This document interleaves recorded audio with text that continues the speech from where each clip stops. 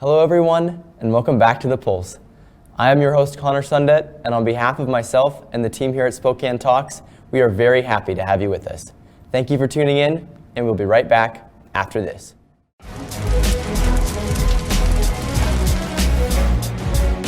This is Looms Day in Spokane. We got about 40 firefighters and their friends and family handing out 40,000 cups of water as the day goes by. It's a very good opportunity to see the public and support them and help them out and cheer them on during Looms Day.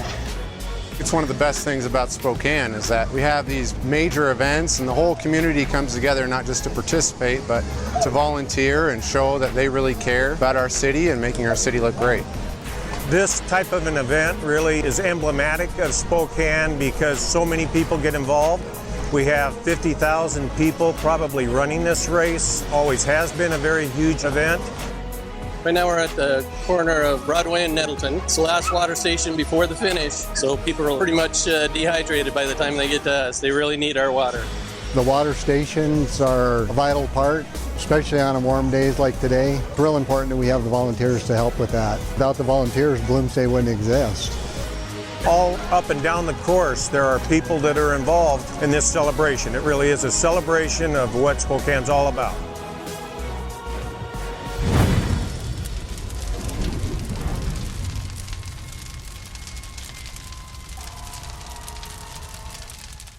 At Wendell, you are respected, you are valued, and we have an experience tailored to fit your lifestyle. I'm Nick. And I'm Gina. And we bought 3 cars from Wendell Motors. Throughout the day, I just kind of would get updates, texts, phone calls, and I was actually really impressed with how my wife was taken care of. People should shop at Wendell because they make you feel like family. For your tailored experience, come see us at Wendell at the Y or wendell.com. What happens when you pay your ABC membership? We're glad you asked. We educate the future workforce. We keep you safe. Negotiate the best insurance rates. Organize networking events. Implement 401k programs. To keep our members open shop. Offer discounts to make you profitable. Each path to success is different. But they all start and go through ABC. We are ABC, Associated Builders and Contractors of the Inland Pacific. Where all the best builders and contractors locally unite. When building a home or considering a major remodel, who are you going to choose? The Spokane Home Builders Association is an organization that works to elevate professionalism in the residential construction industry. We promote, protect, and educate for our community, building our community one home at a time. We are the Spokane Home Builders Association.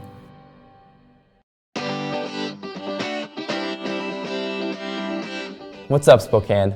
I'm your host Connor Sundet, here to keep you up to date on all things in our wonderful city. First, I don't let anyone talk to me before I've had my morning coffee. That's why I recommend you head down to Endava Coffee to try their brand new Villa Toro Anaerobic Roast. The new roast comes from 2 roasters named Aurelio and Araceli. They both share the same last name, hence the Villa Toro name. In a small, high valley community named Hoya Blanca in the remote Guatemalan highlands, they operate a small family-owned operation of coffee farms. From the early 2000s, the Villa Toro family has regularly won awards in the national and international competitions for their spectacular coffees, including 3rd place in the 2002 Cup of Excellence competition. This blend has a chocolatey vanilla taste with a berry fruit finish. Its aftertaste is somewhat tangy and lasts after the coffee is gone. The beans are a bit pricey at about $38 for a 12-ounce bag, because they are imported and made locally in Guatemala. But the price may well be worth it for some coffee consumers. You are also welcome to go down to any of the local Endavas to try a cup there. Next, Spokane firefighters are fighting back against the newly instated vaccine required at all fire department members. The blowback originally started with the city, the mayor, and the fire chief all refusing to give exemptions to employees who had religious and medical exemptions before the deadline. The state recognized that they had an exemption, but the department disregarded it. 25 firefighters then signed onto a group lawsuit filed against the city, the mayor, and the fire chief, citing that their civil liberties were being infringed upon. The station has also disregarded members who have already had COVID and have not gotten the vaccine because of their natural immunity. Other stations in Washington state have made these accommodations, but Spokane has yet to do so. There are no dates set yet, But if they cannot settle it out of court, the fighters are more than likely to take action to the courts. We will keep you updated on all things news and a bunch more local news in our new program, The Local, where we film every Wednesday a morning featuring myself and Spokane Talks' own Ken Adams. And that's what's up, Spokane. Thank you for tuning in, and we'll be right back after this.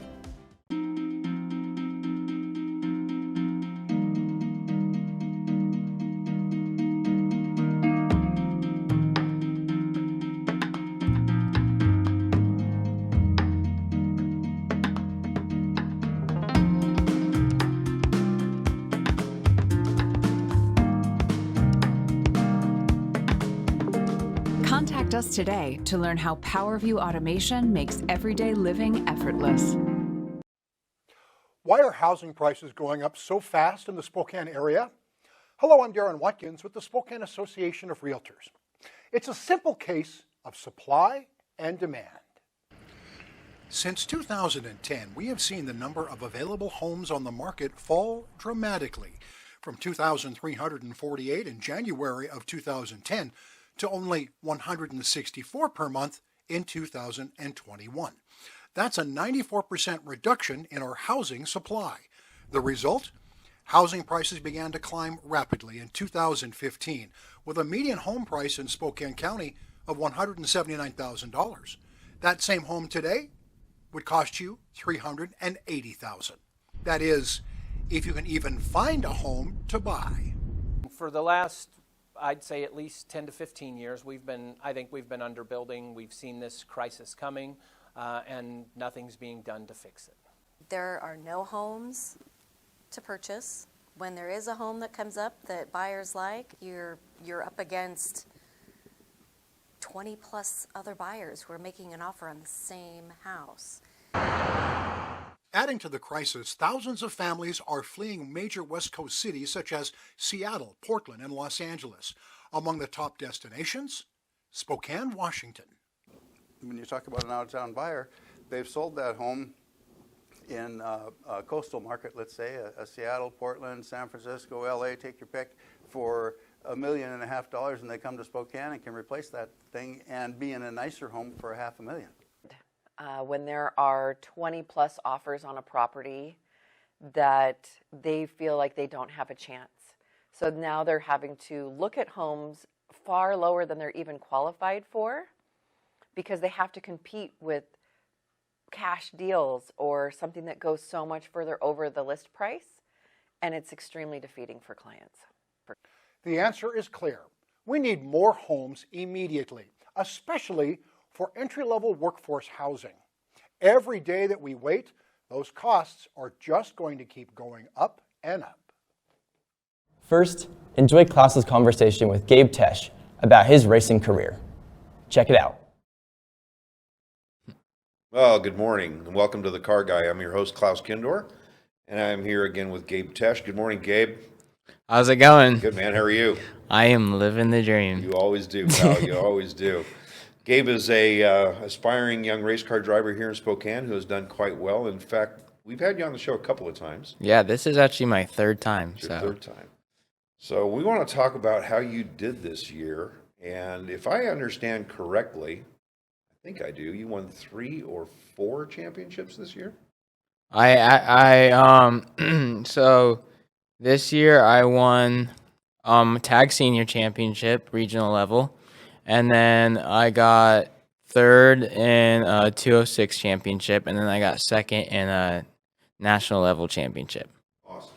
So 3 championship podiums, and then 1 championship. You seem to be moving up just a bit. Things seem to be getting a little bit better.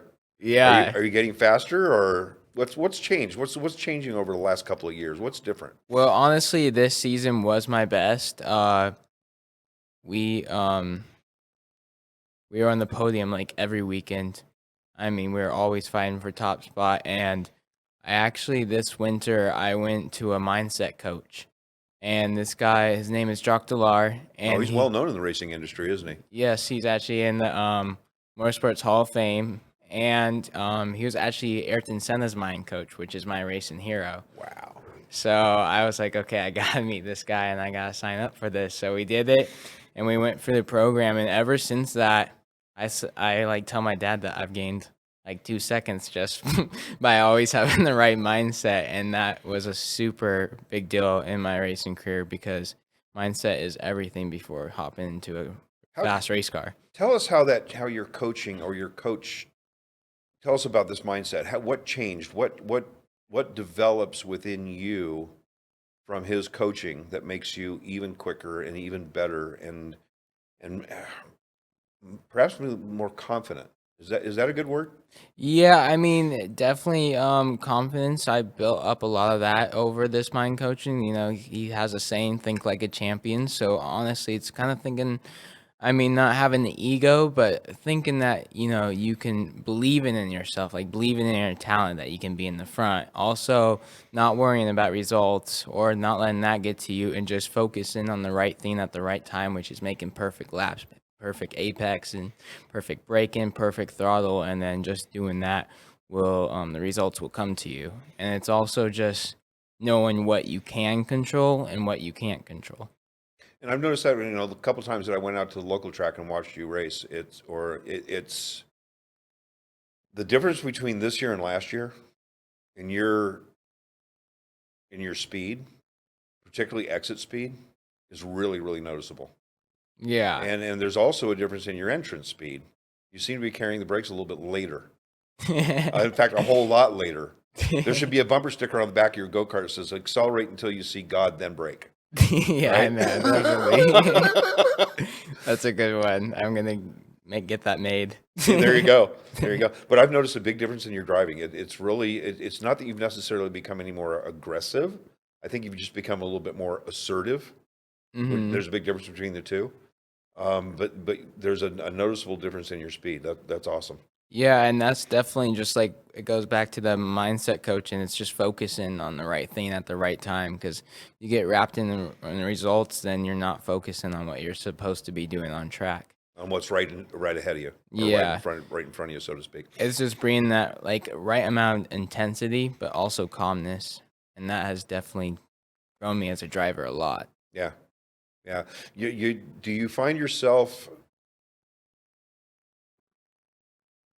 well, you just said it yourself, you're more calm in the car. You're not as intense. Right. If that makes sense, which makes you faster.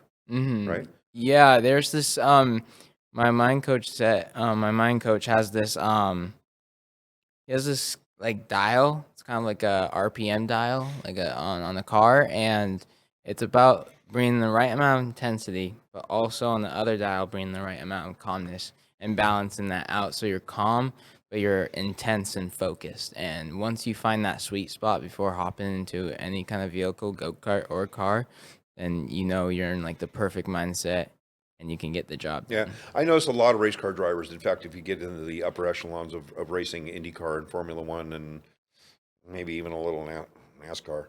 Yeah, I know we're not fans. 2.5 hour left-hand turn. However, Yeah. Sunday's race was really interesting because it was done on a road. It was a part road course, and it was actually quite a good race. Even Those are super cool, kind of like Daytona. It was pretty neat. Yeah, I like that.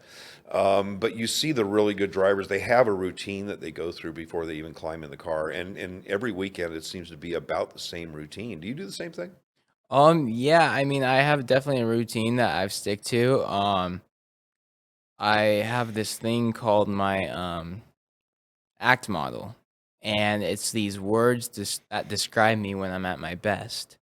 And so I think about those words and how I feel about those words, and that just definitely brings me peace, and it brings out the person who I am when I'm at my best on track. And that is kind of a routine I've gone through ever since this winter. There's a confidence about you that I see this year when I went out to the local track and watched you run. That again, it's different than last year, and it's noticeable. It's real noticeable. One of the things I've always admired about you, and if you're thinking about becoming a race car driver, call this kid. I did it, and again, I wish I had your talent because I'd still be doing it. I just never had the ability that you have in a car. And if you're watching this show and if you're looking for a good corporate spokesman and you want to sponsor a kid in racing, this is the kid. The thing that has always surprised me about you is your ability to stay calm. That nothing really disturbs you much. Me as a race car driver didn't have that. Okay, I got the red mist every now and then, and I It's don't. definitely super hard. It's one of the hardest things to do. But once you realize that you are not able to control the results, you can't control the future. The future is already set in place. Then you know that you're just gotta give it your best and see what happens. Yeah. So this year you did really, really well. But it's not over yet this year. I mean, your karting season's over. Yeah. But I understand you're leaving Sunday for a pretty famous place. Yeah, so this Sunday I'm actually leaving to Sebring, Florida for an F1600 test. Actually this summer I got selected to be one of the competitors in the Lucas Oil Karts to Cars shootout. How cool is that? Yeah. And so it's all the way down in Sebring, Florida. I have 2 test weekends, and then I have the race weekend. And top 5 gets a full ride for next year's bottom level of Road to Indy F1600 series. That is just amazing stuff. Now you're going to be climbing into a full-size race car for the first time and getting out of a go-kart, right? Yeah. And yet, a lot of your karting experience, some of it most certainly comes from 2-strokes, which are a lot quicker than 4-stroke cars. They have horsepower to make up for some perhaps lack of ability, for lack of better words, right? But you spent a lot of time in 4-stroke cars, which are momentum karts. And I think you're going to find, and I hope I'm right, that you're going to find getting into a big car the car's going to feel lethargic to you because you're accustomed to something much, much smaller. But Formula 4s are characteristically momentum type race cars. Right, and that's what we kind of learned or learning right now. These F1600 cars are definitely a momentum car because they are low on horsepower. Top speed's only like 135, 140. So I've actually been practicing in my 4-stroke cart a lot because in that cart you can't make mistakes.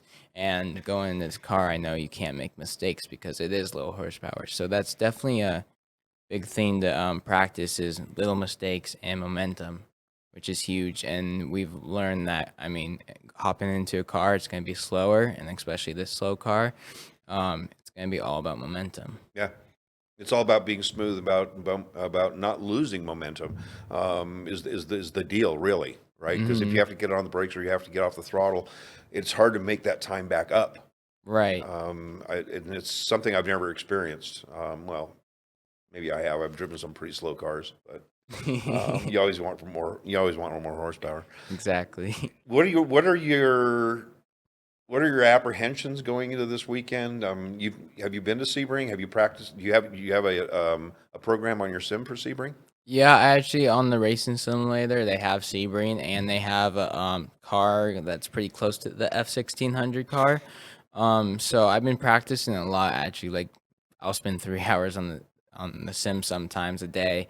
So I'm getting used to the track, but right now I don't really have any expectations just because it is my first it's my first step into a car, and I know there's a lot of people on the field that are very good drivers, and so I don't really have a good idea of where I will be, or I don't have any expectations, but I just know I'm going to go there and just give it my all and see what happens. And I definitely know it'll be a good learning experience at the same time. Oh, I'm sure it will be.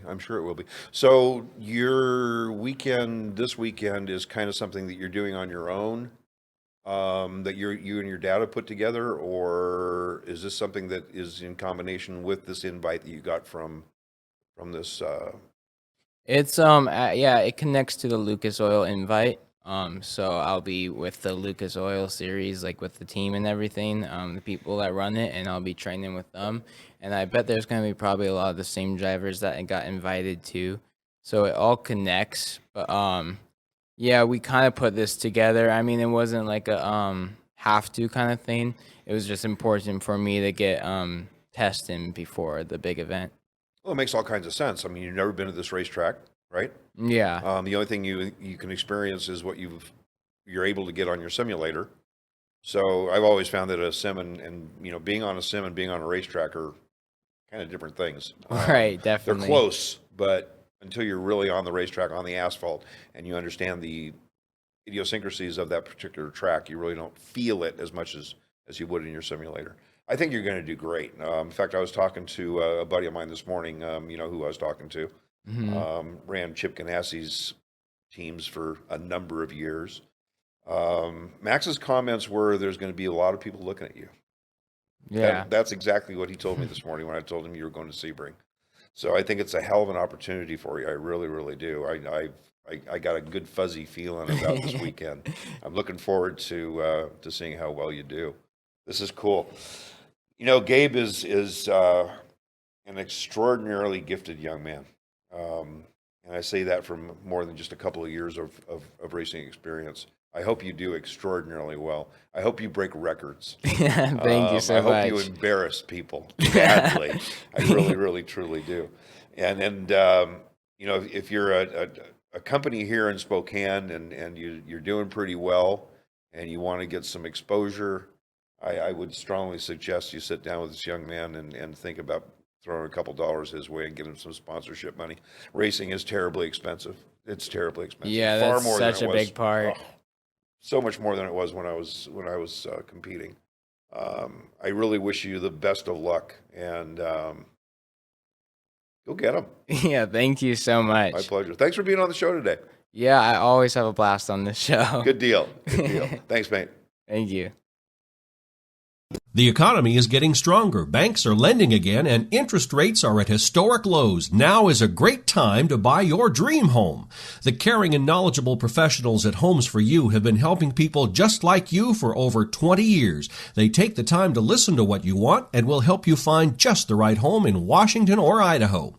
Real estate is what we do at Homes for You, 928-5782, or visit online at homes4uspokane.com. Hi, at River Ridge Hardware on the corner of Garland and Driscoll, 2803 West Garland, with a wheelbarrow full of deals. I have antifreeze for all your summer toys. Keep them running for next year, $3.99. I got rakes for all those leaves that are coming down, $7.97. And from plastic to the metal rakes, same price, $7.97. I have 2 different shovels to pick from, both $7.97. Come on down, get those shovels now while they last. Also, bird feed for the winter to keep those birds nice and fat for the spring, $14.97 for a 40-pound bag of bird seed. We also are selling good bird feeders that keep the squirrels out and to choose from, and not to mention the wheelbarrow's on sale too for $79.97. Come on down. Now, all of our greenery that we have out here now is still 30% off. Get it while it lasts. Not to mention the yard art is 20% off. Good time to start shopping for Christmas for your mom. Get that yard art, put it in your closet, bring it out during Christmas. She'll love you for it. Come on by at River Ridge Hardware, corner of Garland and Driscoll, 509-328-0915, or shop us online at riverridgehardware.com.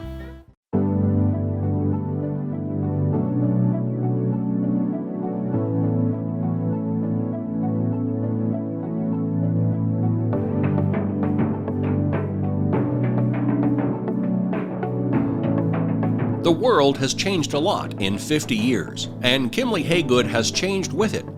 We still provide our customers with the highest level of service, whether it's financing, construction management, property management and maintenance, leasing, or sales. Our team is here to help you make the best decisions with your real estate.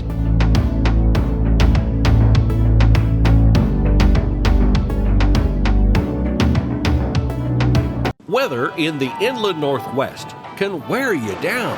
And if your gutters are in poor condition or you do not have gutters, you could suffer damage that could cost a fortune to fix. Rainman Seamless Rain Gutters has almost 30 years of professional experience in serving the inland Northwest region and strives to ensure customer service that is second to none, from the time you call to the end of the project.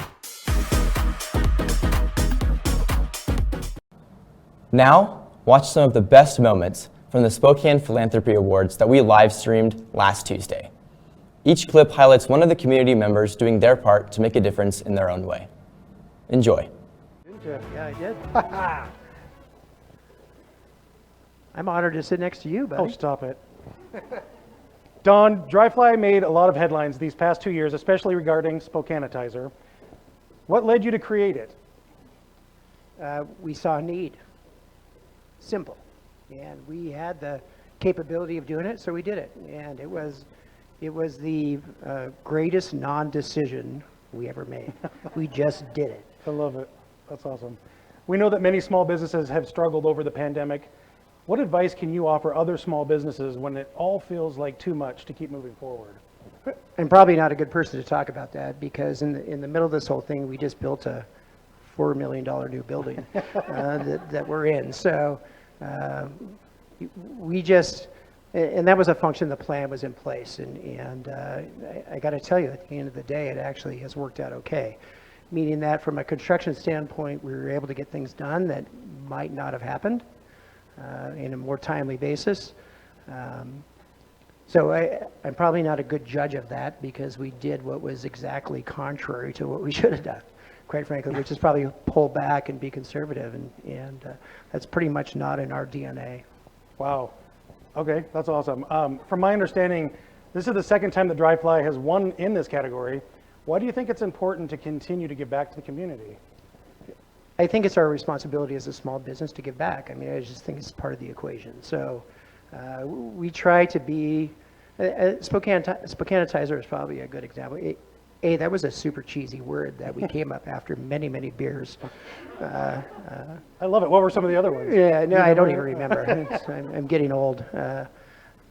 But we typically don't talk about what we do, we just do it. And that's just kind of the way we've always been.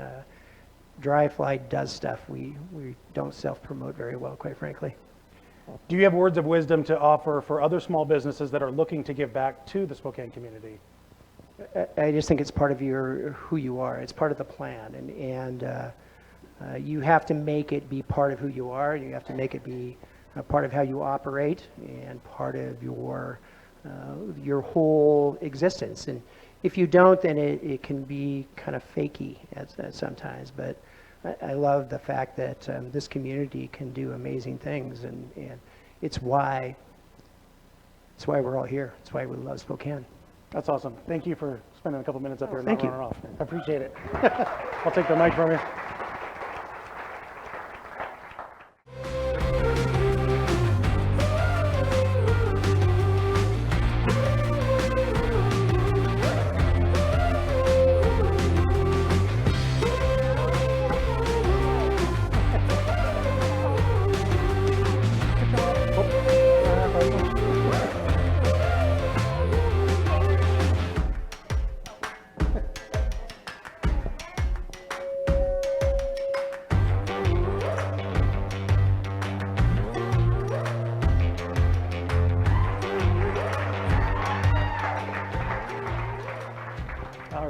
How are you? I'm just a little overwhelmed. Oh, well, Renee, you were nominated 9 times for this year's award. I think it is an understatement to say you have made an impact in our community. I'm told. I'm now having tachycardia. I don't know. I'm going to Google that later. Okay. I am told that you quit your job and risked a lot to help people in need by starting your own business. Can you tell us a little bit more about why you took this risk? Well, I was in a place where I was witnessing how healthcare is broken. It really is broken. It has become about the money and not the focus of the patient. And my experience as a nurse, and I've been a nurse for 40 years, a long time. I've seen a lot of changes, and I came to a crossroads where I either had to get out of nursing or I had to do something to try to make it better. And my expertise was in infusion therapy, which means the patients that I take care of have some type of intravenous device, which means it goes into a vein, and most of them have a device that sits right in their heart. That's a big deal. That takes very special care to not have them end up with an infection. And when I saw shortcuts being taken and time was limited that you could spend with the patient, it just wasn't right. So I decided that I needed to take the plunge, and I used my retirement funds to set up this organization, hired some people that I'd worked with for years that I knew had the same passion for people. And when I say passion for people, I mean it's important to connect with people. When you have an illness, that I say this all the time, no one asks to be sick. Nobody does, I can assure you. And if you can go into a person's home and you can make a connection with them, to have them trust you and be able to learn the things they need to do from you, that's a big deal. So I found those people, we jumped right in. My daughter said, hey, I'll help do the social media. It's a blessing to me to get to work with her every day. And we have now stepped into our 5th year, and the community has been very supportive of what we do. And I think a lot of people don't really understand that no two insurances are the same, no two policies are the same. You might think you have coverage, and then you don't know that you're going to need this care. And then all of a sudden, you're told there is no coverage. And we had, in the midst of the pandemic shutdown, we had a young woman who had an illness. She lost her job because of being out of work. She had to go on Medicaid. Everything was gone. She needed to have IV nutrition so that her body could heal and she could have a surgery to help her get better. Nobody would take her, so I was asked to take care of her, and I said, of course I will. Well, what was thought to be a very short-term process was our nurses, myself included, went to see her every day for 144 days. Wow. No cost to her. That means a lot to me, to do that.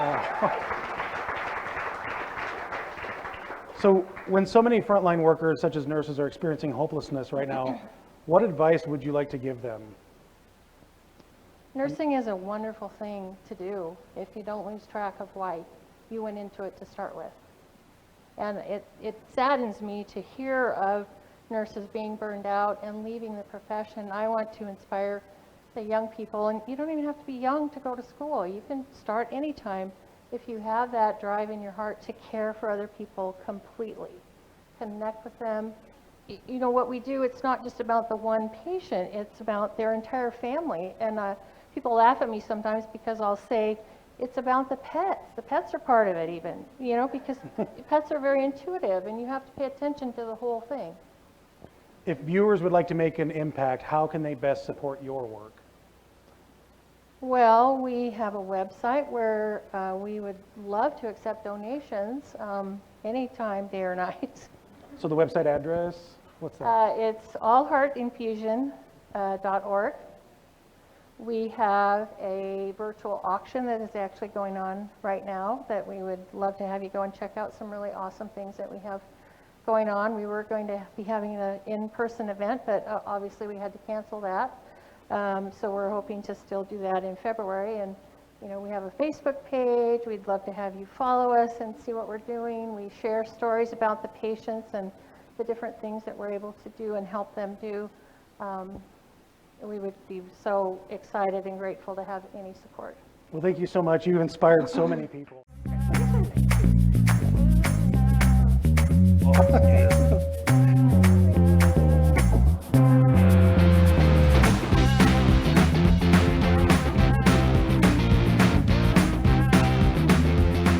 All right, it's just me and you. These were always the seats I was worried about. I got to get a picture with you with the tie on. I know, right? This is good stuff. This is good stuff. Yeah. It's a good night. So, David, COVID-19 obviously put a massive strain on our healthcare system. Could you share some more about Premier Blue Cross's COVID response efforts? You know, it was Well, first of all, as I came on to Primera, it was pretty amazing. A company that's been committed to this community for years. It's the only health plan headquartered here in Washington State. So as part of that, and we're a not-for-profit, we give back to the communities we're in. And part of that was obviously as we came into COVID, there's a lot of small businesses, thank you for those of you that are here, that are doctor's offices, that are other people in healthcare. And so we committed to making sure that they stayed financially viable. And so representing some 2.5 million members that pay into that, we said, you know what, we're going to make a commitment to those companies, those organizations, that if you're having financial problems, that we're going to pay it forward, that we literally will pay bills forward, and as people come back to the doctor's offices, we'll make sure that we fund those. Secondly, we partner with Innovia and other community foundations across the state, but as the Vice President for Eastern Washington, partnering with Innovia was I would say an easy decision. They're so committed to the communities and the counties that they serve. We're literally the only insurance company that's in every county. That's not the easiest thing to do, you know, when you're talking some of them are more rural counties. But Innovia was an awesome partner to partner with to make sure that the dollars that we committed to them were deployed immediately. We're not a grant organization. We are not that sort of, but so to partner with them was an obvious decision. And so to see those dollars go into the community immediately was an obvious choice. Definitely in retrospect, I mean, at the time it seemed easiest, but then to actually see it happen, you're just like, wow. That's where it really happens. That's awesome. The Infant Family House and Maddie's Place address different but related struggles. What do those two organizations provide for our community, and how do they align with Primera's mission? Well, as a not-for-profit, headquartered right here in Washington State, we focus our giving, our social impact in some key areas. It's not a peanut butter approach. We want to make structural changes. We believe, and one of our values is to do the right thing. But one of our other, or actually our mission, is to make healthcare work better. So we look at the social determinants of health, and whether you're a member of Primera or not, being in a healthy community matters. And that starts at birth. And so when we heard that there are mothers and babies that are being discharged from hospitals that are either drug addicted, and they're being separated, a mother being separated from her baby, or they're being discharged into homelessness, that's just not right. That's not doing the right thing. So it made sense for us to partner with our network, which in Providence and Multicare, and to be that organization that brings, you know, different organizations together to make that happen. And so now there's little babies with moms that are not going to be homeless, that are going in to a home, or there's that difficult decision that a mother needs to make as she gives birth and is addicted. How do they bring that baby back to the mother, and how do they make that happen? So Maddie's Place and Family Promise just made so much sense for us, because when you talk about social determinants of health, it literally starts at birth, and both of those organizations start at birth. You were Spokane's mayor for 8 years. I don't know if you know that. Yeah, that's on my check. Before joining Primera Blue Cross, what did you learn as mayor that has influenced how you give back today? Well, I'll tell you, and thank you to all the companies that are here, small and large. So many of you have said it, and especially the sponsors and those of you that are received. That's what, the vast majority of people work for a private company. And what that means is they live in this community, they want to give back to this community. So the leaders that are here, thank you for cultivating that culture of giving back, that it is literally your social responsibility to give back into our community, hyper-local. I always love this about you, Rick. I still remember the day I randomly called you and said, I want to give you a coin. And you came into my office and you talked about that connection. The closer we can make the giver to the receiver, the better. And you do that every day as you give out a backpack and you bring people into that world. And it's an empathetic. It is, I could be there, I'm with you. It's not sympathy. It is, you are somebody that needs to be cared for, and you know somebody in that personal relationship. And so to the leaders here, and that's what drove me to Primera, Primera, long before I thought about ever working for Primera, was one of those companies that stood alongside me as a mayor as we addressed people that are homeless or that are dealing with homelessness, and gave back in a major way. Just literally, and you think about it, just here on the other side of these car dealerships is Hope House. Primera years ago, before I got there, committed $1 million to address women that are struggling with homelessness right here in the commercial downtown, and it can happen together. It does not need to be separate. It doesn't need to be out of sight. It needs to be together and owning that, and that's what drew me there. And so to those of you that are here today that are sponsoring this, that give back, this is the dream about giving back, is that the businesses are part of that. Well, thank you so much. Absolutely. Congratulations.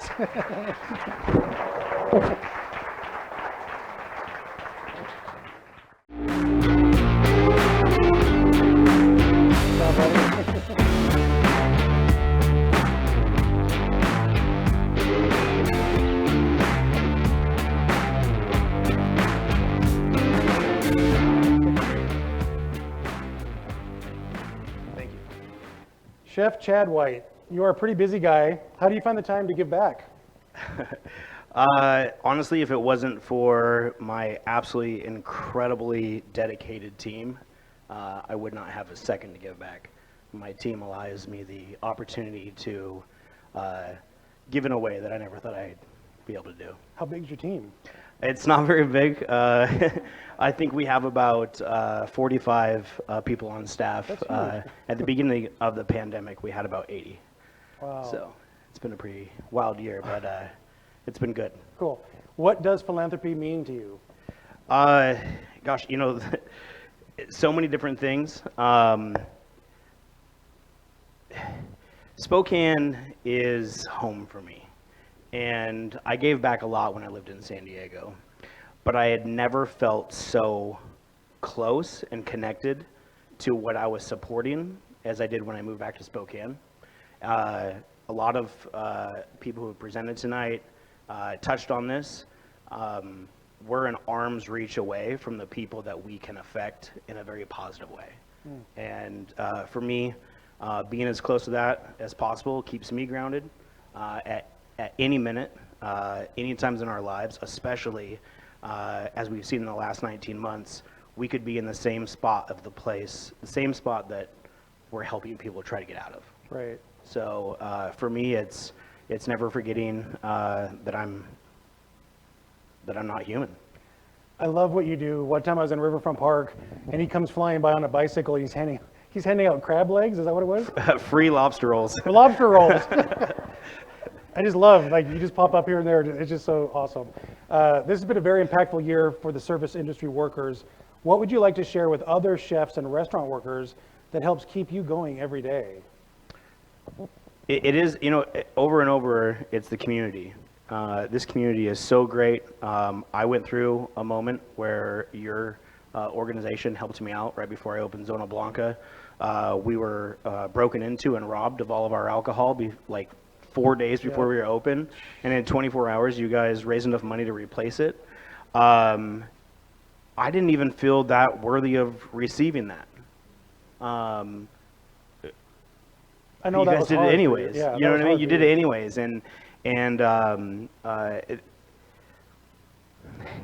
there's so many emotions going through my head right now. I personally feel like I don't do enough. There's so much work to be done.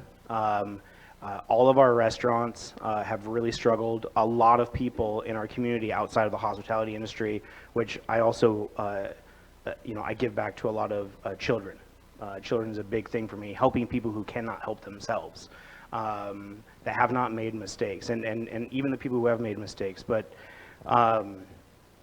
this year I watched people, and this was said earlier, walk across the street and shake hands with their competition. Mm-hmm. That's community. Yeah. We can only do it together. We'll never do it separated. I always say light attracts light, and I personally think that you're just one of the brightest lights that Spokane has.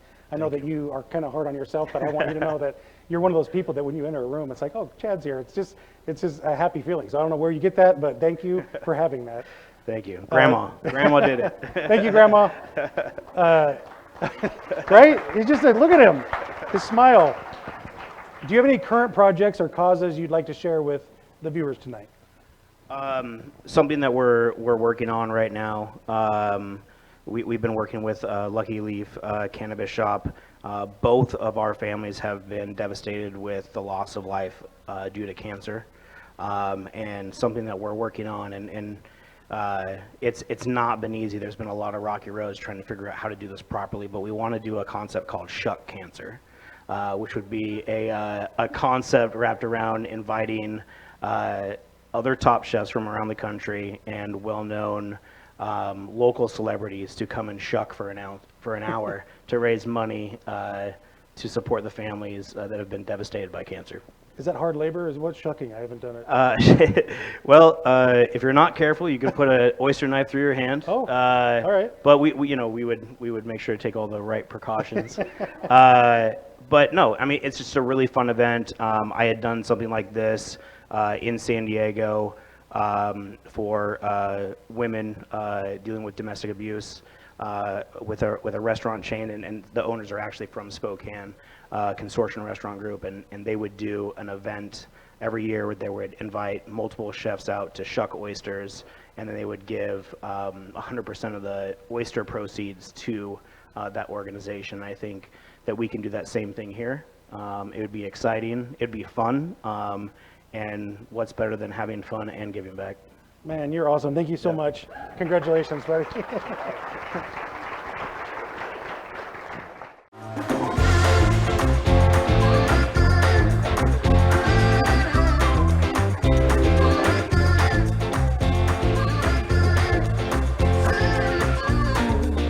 All right. You get that there, right there.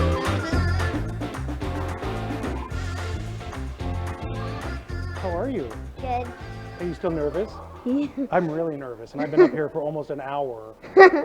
Did you hear me trying to read as fast as I could? Okay. Hi, Lacey. Thank you for being with us tonight. At only 8 years old, you really are an inspiration. Can you please tell me how you got your idea to donate to other kids?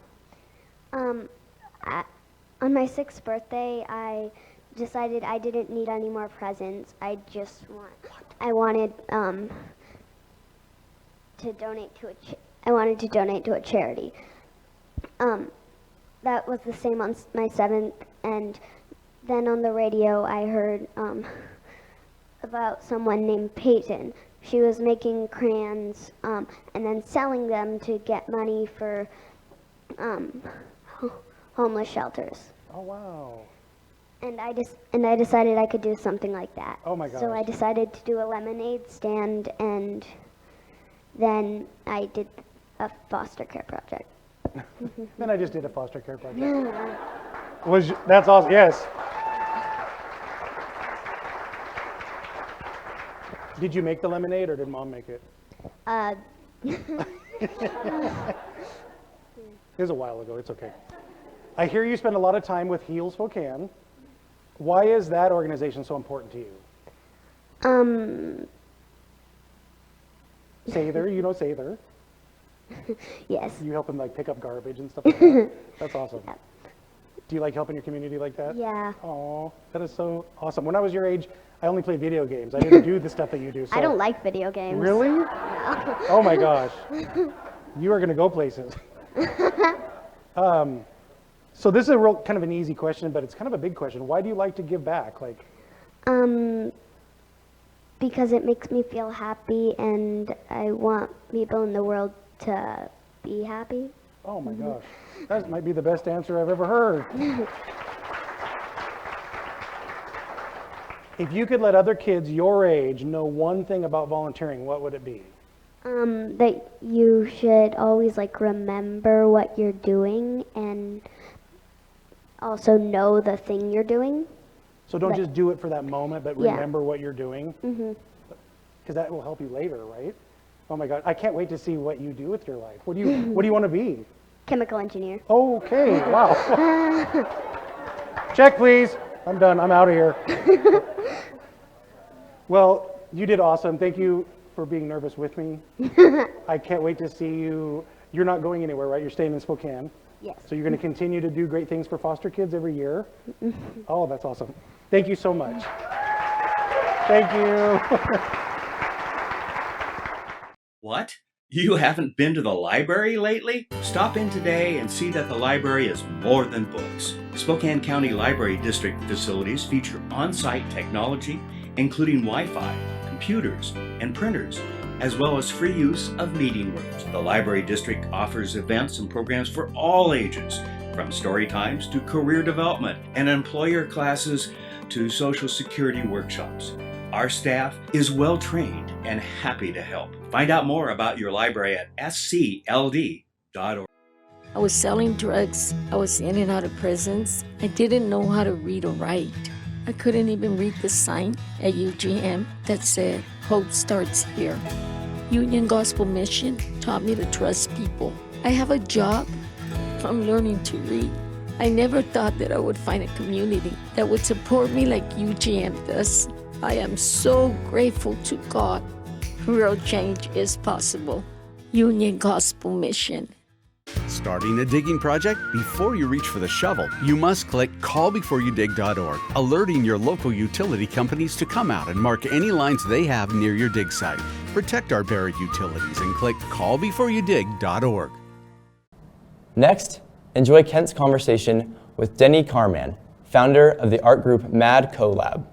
Check it out.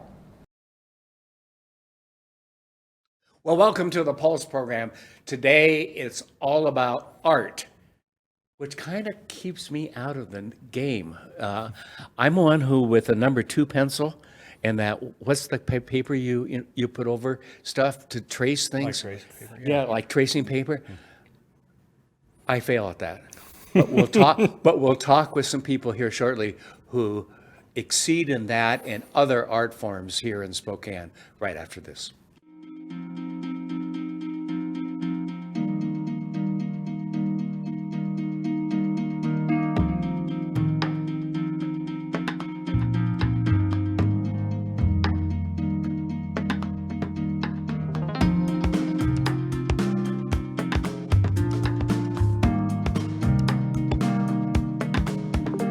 Contact us today to learn how PowerView automation makes everyday living effortless. Well, I have a wife who loves to paint, and she can paint, and she's done a great job with our kids and dogs and you name it. But as I was saying before, if I took tracing paper to it in a number 2 pencil or a number 4 or whatever it might be, it would be wrong. It would be not at all resemble. So I appreciate people who have who are involved in the arts, whether it be music or the kind of arts we're going to talk about today, and so forth. And Denny, yes, it's been a few years, hasn't it? Been quite a few years. Yeah. Yeah. Did I say something that kept you away? Yeah, I just didn't want to come back. Man. I know. You knew I You're didn't. tough to get along with. So. Well, I hear that at home a lot too, but that's beside the point. And we have 2 beautiful young ladies across from us here. And tell me your name and what your role is in all of this, other than to give him a bad time. They're good at that. Yeah. Oh no, Denny's made it pretty apparent. My name's Morgan Walters, and owner and founder of M.A.D Co Lab Studios, along with... my name is Emma Whitehead, and I'm the owner of Celestial Beans Coffee Shop that is inside of M.A.D Co Lab Studios. Ooh, coffee. Yeah. Did you bring some? I did not. Not today. I gotta get you to the studio, didn't you? Right. Yeah, I guess Gotta so. bring you in somehow. Delivery in the future. Next phase 3. Yeah.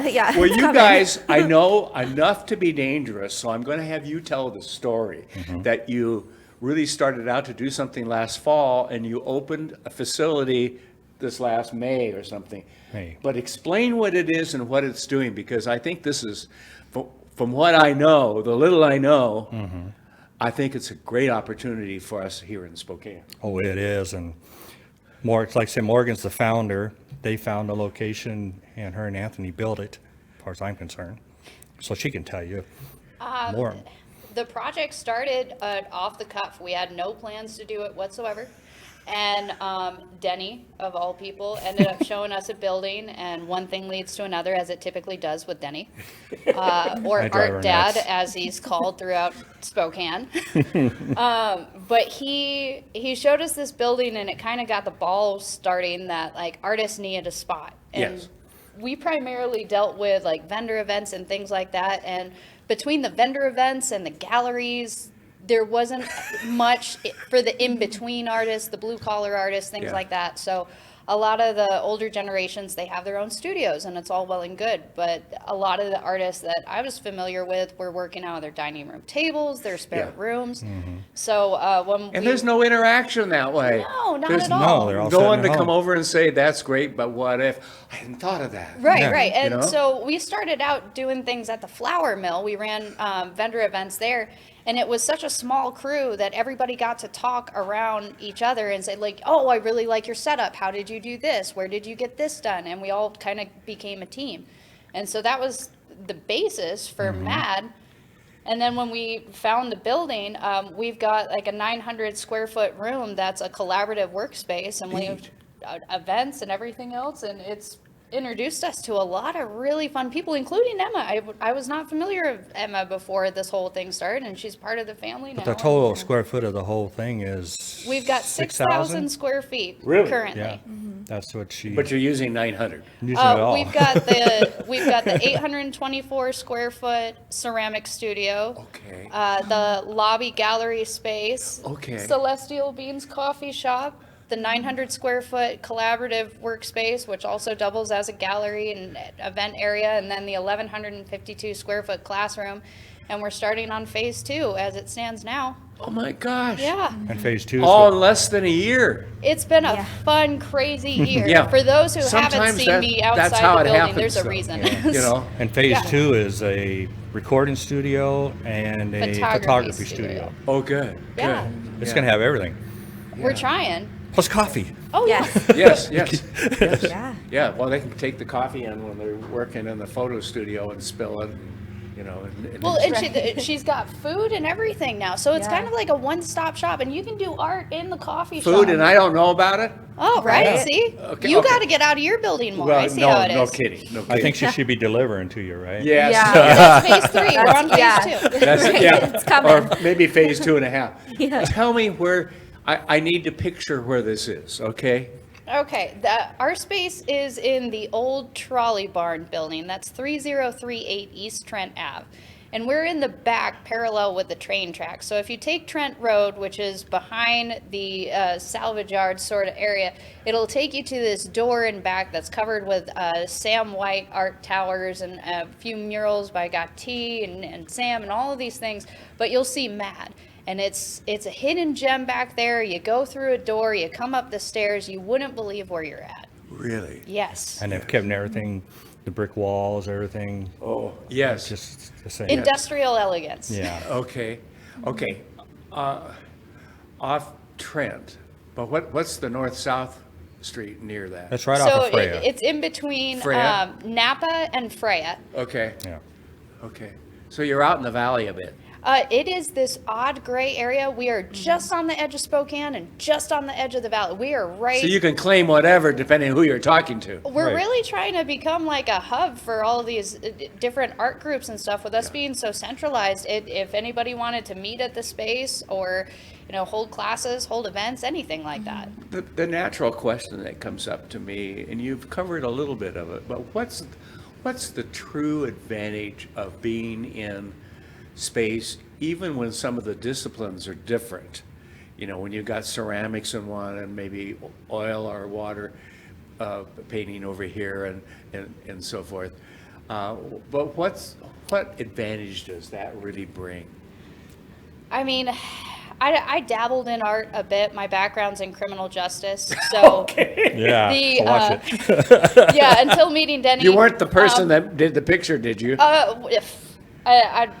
I've done a number of different things. Like I dabbled. It wasn't anything that I was really focused on. But Denny could probably tell you, it's just so much fun to have people with different mediums and different things going on, because then it sparks interest. It's intriguing. You might have we've got one gal, Elise with Tangled Wool Studio, who's starting her her fiber arts classes, and just opens the doors for things that you wouldn't have previously considered, or now you want to add in this sort of art piece, this sort of art style. You're asking about materials, you're asking about techniques, and you get all of these people with the different experiences to give you some sort of direction on how to follow through with that. Like Emma came in to do a mural, and then one thing leads to another, and now we're here. Like, nobody would have ever expected that, but that wouldn't have happened if everybody was individually sitting at home in their own basements. Because Emma's a very talented artist besides owning the place. But you'll get artists in there that might be, paint with oils, whatever. But then they walk into the ceramic studio and they're like, I want to do that. So a little bit of everything. Right. So Yeah, and my guess is when you do the coffee that it has all kinds of pretty little things in the top. I'm definitely working on the latte art. That's a separate science, isn't it? Right. Oh, for you sure. put the pressure on her now. Yeah. Right. Okay. Yeah. I'm gonna Gold be out there. stars. I'll Gold be out there stars. within 2 Yeah. weeks, and I expect something Perfect. fancy. Okay. I'll practice. Okay. It's I love geez, the coffee shop's about half the size. It's a big coffee shop. So Yeah, it's about 7. So do you get people just stopping by, or is mainly the group there, or people coming in to see art? I mean, what kind of traffic?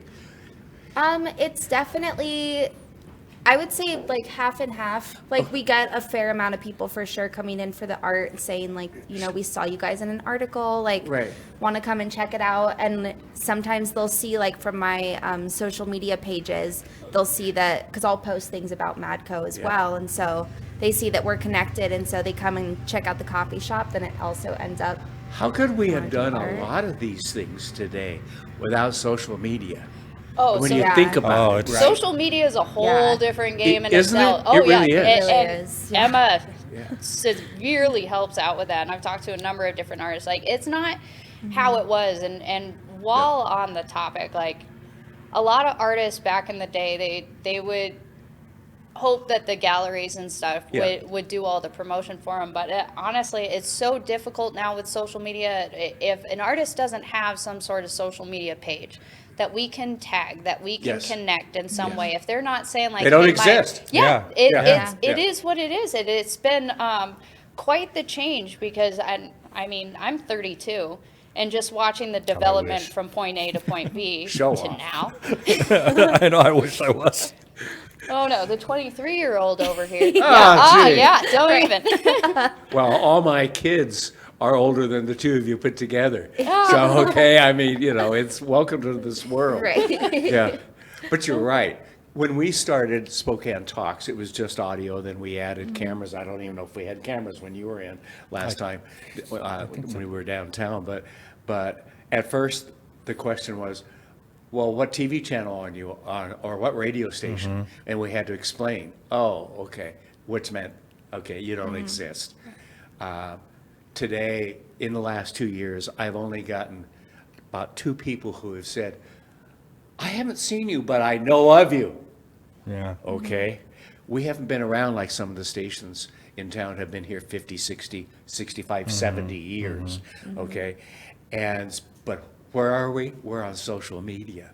That's where we are. Right. Because people want to watch us when they want to watch us. They're doing that to TV these days, as you know. They're recording it and playing it back, or watching it on Netflix or somewhere else. Live TV is almost only good for some sporting events and for news. That's about it. Well, I definitely wouldn't be doing what I've done everything I've done without social media. Yeah. I don't like it. I mean, I have certain people that are on me to do things different because I don't tag, and you need to. It's okay. I'm not great on social media. I was fairly private beforehand. Like I don't know. Well, that's gone now. I know. And one of my favorite movies that I would watch over and over is Spawn, and one of the quotes on there is like, Al Simmons is dead. Accept that you're Spawn now, and that's pretty much how I've kind of. All right, well, we're here now. There's no privacy there. Yeah. Well, I see things that come up, and someone has liked us from a program we did 2 years ago. Oh yeah. And that's one of the good things. Advantage for us is to our advertisers. Once you're in it, and put in it, like the ones that'll be in today's program, you stay there. Even if you're no longer with us, you stay there. Now, it goes once, you get charged once each time on the big stations. I know I sold for 2 stations in town, but they're struggling. They're honestly struggling. And it's kind of fun personally at my age to be into something that's moving forward in life. One of my best friends is a station manager here in town, and I won't mention which station or who, and he says, Kent, I know where you'll be in 10 years, not meaning me personally, but where the station will be. So I don't know where we'll be. That's what's happening. Okay, and so it's a direction that I learn something every day, and people who have known me for a long time will go, how did you learn all this? And I said, I have people under 30 working for me. They know that. My social media guy, my business manager in there is 21, okay? And he's, you know, he turned to me and said, should I put something about our philanthropy awards tonight out on Facebook? Yep. 3 minutes later, it's there, you know, already getting hits and ongoing or whatever kind of thing for tonight. That's what they're good at, so. Oh, well, no, even the news stories and such, like a lot of our friends and things, they work, their families work, things like that, but even having the availability to go back and see a news story, something like, or share it to family members that may not be in the area. Exactly. I do that a lot with people who have said, I know you know this person, and they might be in Florida or something like that, and otherwise not going to get a copy of it and so forth. It's fun. So do you promote your facility on Facebook and all that too? Yeah. Yes. Yeah. Where do you spend most of the time on social media? I would say like between Instagram and Facebook. Okay. Yeah. Okay. I'd say those are probably the biggest ones. Yeah. Facebook is great for local, and you've got since it's been and around, slightly older group yes, too. Since it's been around for a hot minute, you've got people in the older age ranges that are comfortable with the platform. Yes. So when like promoting things like vendor events or First Friday nights, artist appreciation, it's nice to get it out there on Facebook. Where Instagram, you can gain more followers of people with the general like art genres and things. But I mean, Facebook and Instagram, that's it. So do you have space for more artists to come out there? Always. Okay. Absolutely. So you also are trying to grow what you have too, right?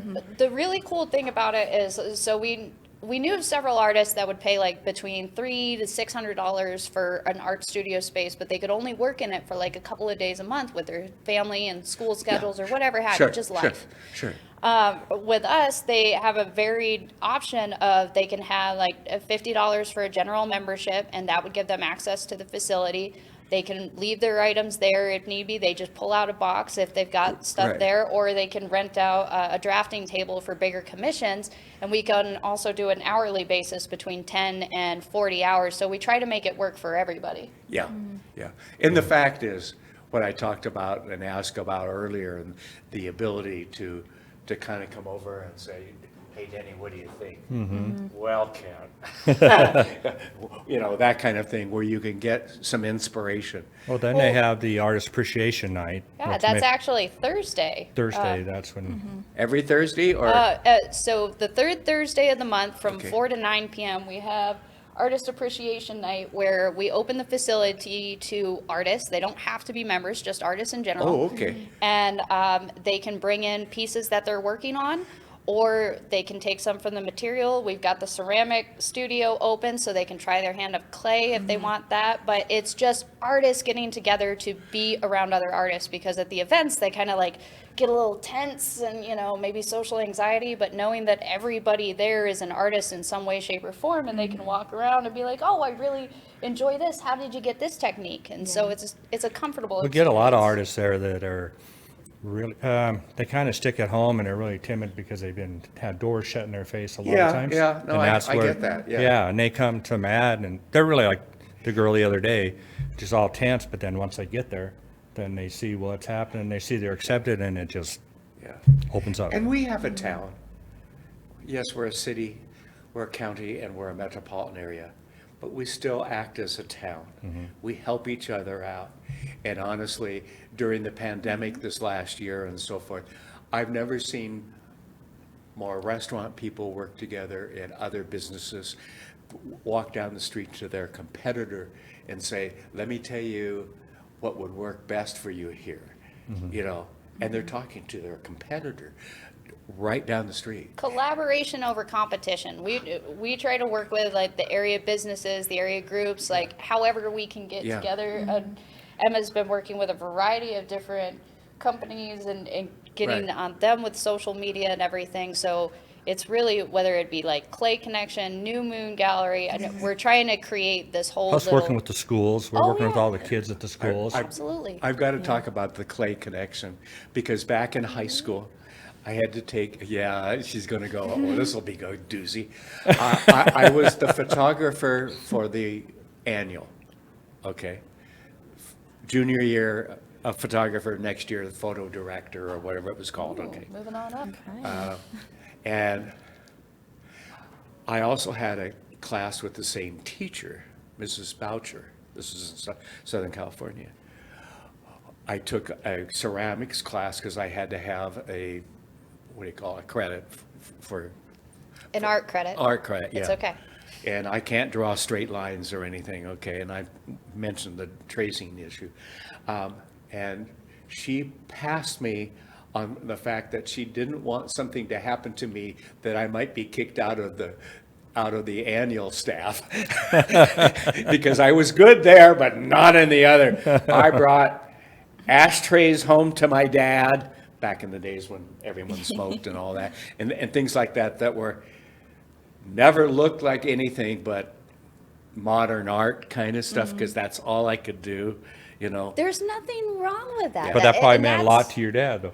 Yeah. You know, just. Yeah. He died earlier because of cancer. No, I'm kidding. But I mean, it is, but you learn to appreciate.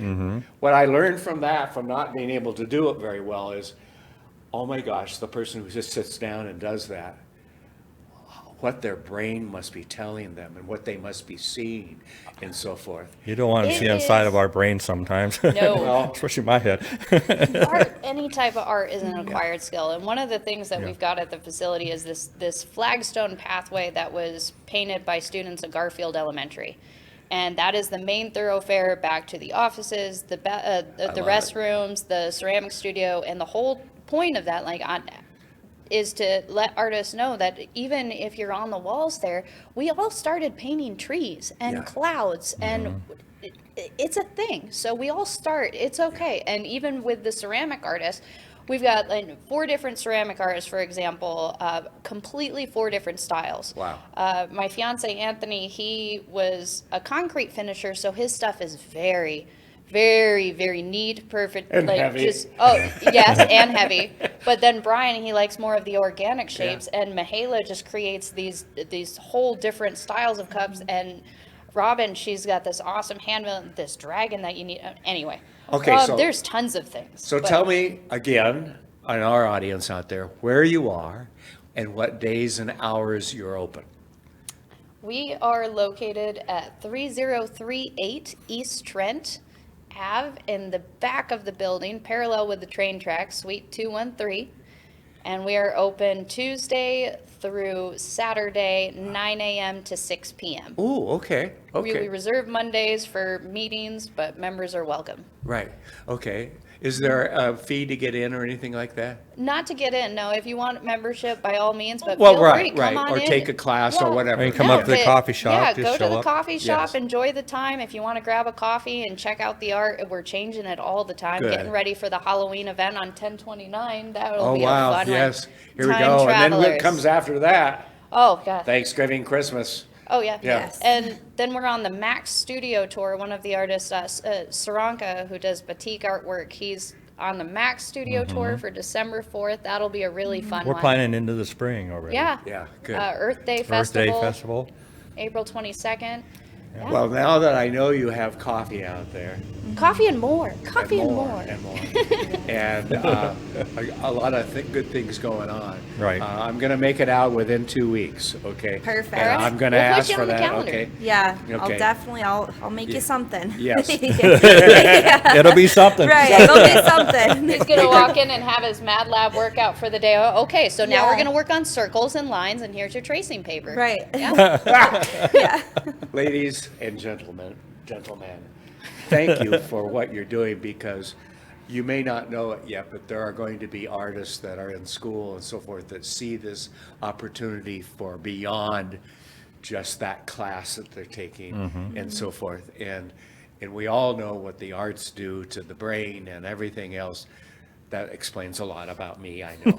but I mean, let's hope that you just get inundated with people who are interested in what's going on out there, that you're highly successful. I will come out, and not only for the coffee, but to see and so forth. Go to it, okay? Yeah. Thank you for bringing. We've got a great team here. Yeah, and thank you for bringing this Yeah. to Spokane, okay? We're just a little mad. That's all it is. Yeah, good. Just mad. Thank you. And thank you for watching. Have a good day, everybody. Finally, listen to Jackson talk about one of the most mouthwatering burger and brewery joints in Spokane, Wisconson Burger. Enjoy. Hi, welcome to Spokane Talks. I'm Jackson Adams, and this is The Pulse. Today we're joined by Jeff Cordval. We'll be back right after this.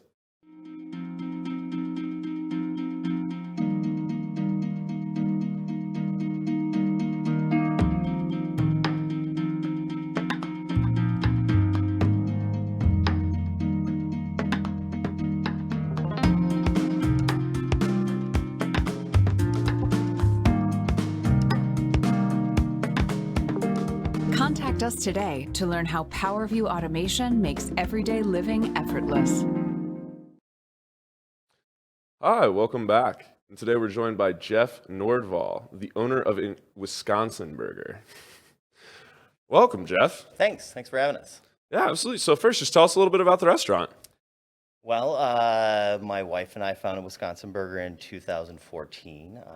We have been voted the Inlander's Best Burger during their voting Inlander thing that they do every spring since we've been open. So it's a pretty popular place. We're pretty busy. We've got a great staff. We have a lot of beer selection. We grind our own beef there. Oh, yeah. Yeah.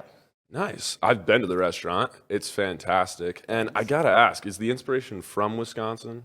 Because you're from Wisconsin? Yeah, it absolutely is.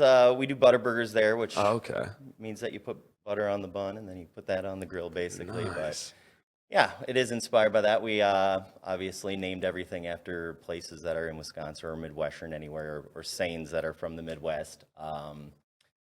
Yeah, we grind our own beef there. We're just trying to show like a little extra care that you would imagine like kind of a smaller place maybe in the Midwest would do absolutely. with their beef and stuff like that. So yeah. Very cool, very cool. And then kind of getting into the million-dollar question here. You know, COVID shut down a lot of local restaurants, bars, just places where people gather. How did you guys deal with COVID? Was it hard on you, and how are you bouncing back? Well, it was an interesting last couple of years, and we're not over it yet at this point. So there's obviously a big supply chain kink that's happening right now that you've probably been reading about quite a bit. So yeah, a lot of prices for us, even on our end, are like higher than they've ever been by, many hundreds of percents in some cases and stuff like that. Some things you just can't get right now. So, you're using like substitutions for a few things and stuff like that, which isn't necessarily what you want to be doing. But for the most part, luckily, since we grind our own beef again, we get bigger primal cuts of beef, so there's less of a strain on that part of the industry, luckily for us. So we've kind of avoided, like, if you're ordering like the smash burgers and stuff like that, like, ground beef from your supplier, you're definitely having a harder time getting that. So I don't know, we've had a little bit of advantage that way. Okay. We've retained a lot of our staff, luckily. We just have like a really great staff, and I don't know, it's what I think to be a very enjoyable place to be working, and we've had a lot of long-term employees that have really stayed through the whole COVID thing and all that. So we've been a lot more fortunate than a lot of places by far. But luckily, our food also goes to go pretty well as well. So nice. Burgers and fries and stuff like that, they go to go pretty well. So That's fantastic. And as COVID's been ending, have you been noticing things kind of firing back up, things getting back into the swing of things? Yeah, absolutely. It's been, a little different than the years past. You're busier at some points where you're not used to being busy, and you're not as busy in some days that you're used to being busy and stuff like that. So yeah, it's fired up a lot, I would say. In fact, once you could go back to seating inside and having like bar seats and stuff like that, it was pretty exciting, and I think everybody was really getting out. And then, then the Delta variant came out, and that made things a little bit weird, of course, and stuff. So, yeah, I mean, right now it's a time of the year where you don't really know what to expect already because of the weather and stuff like that. But at the same time, things have been fine at Wisconsin Burger, so luckily we've been just busy. So, well, that's fantastic. I'm glad you guys are here to stay. I'm excited to go back. Cool. Well, thanks for coming in. Yeah, and then do you want to talk to us a little bit about your charity work? Yeah, so there is a burger that's on the menu, and this has been on the menu since we basically started. It's called the Grind of the Week, and $1 from each one of those burgers goes to a different charity. We choose a different charity for each month. So, Grant School, that's local in our neighborhood over there, is one of the things. Like, we do the Lands Council. We did the MLK Center for a long time. There's different places that we do. So, yeah, I don't know. Basically, we're just trying to give back a little bit, or give people maybe even an opportunity to donate indirectly to those people a little bit, knowing that at least that dollar goes to them and stuff. Absolutely. Like that, so. And how long have you guys been doing that? Pretty much since we've been open. So yeah, fantastic. Since 2014. So yeah, awesome. Just a little way to give back. And one last question for you. What's your favorite thing on the menu? Oh, you're doing that, huh? Oh, I'm doing that. Well, so, I have to say, I order the same thing often when I'm there. Which, I don't know, that's hard to admit as the owner that I eat the same thing often there. But, the grinds of the week are really like something that I hit often because Tim is just like, he's a really good chef, and he makes these amazing like sauces, or he'll like slow cook meat or something to put on top of the burger. I mean, like the guy's just amazing. But yeah, I usually get the Happy Days slider, which is, I don't know, it has Asiago cheese on it, and it's just really, really good. So yeah, it's one of the sliders that we have actually. So awesome. And then where can people go to taste these incredible burgers? Where are you guys located? Are you guys online? So yeah, you can order online, and we're on Facebook, and we're on Instagram, all that stuff. You can call in and order as well. We are located in the Perry District, not on Perry Street. We're at 916 South Hatch Street. We're open 7 days a week. We open at 11:30 every single day. You can call in your order for to-go, which we've been doing, cranking a lot of to-goes, obviously, in the last couple of years. Or you can come on in, and yeah, we're seating the bar and everything right now. So, and we have lots of beer. Well, that's fantastic. Go get some Wisconsin Burger, folks. Thanks for coming on, Jeff. Okay, thanks, Jackson.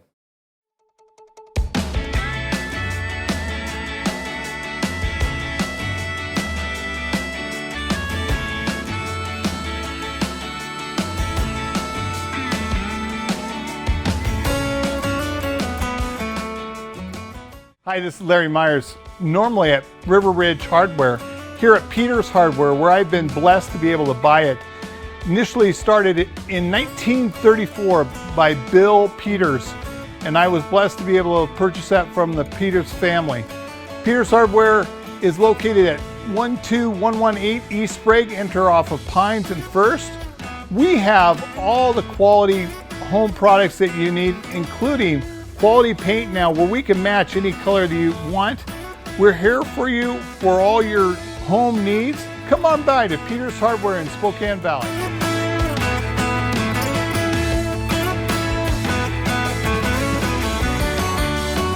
Well, ladies and gentlemen, that's all from us. Tune in each Friday for more of The Pulse. We hope to see you soon, and until then, feel free to binge all of our content on YouTube or Facebook. Stay safe, and goodbye for now.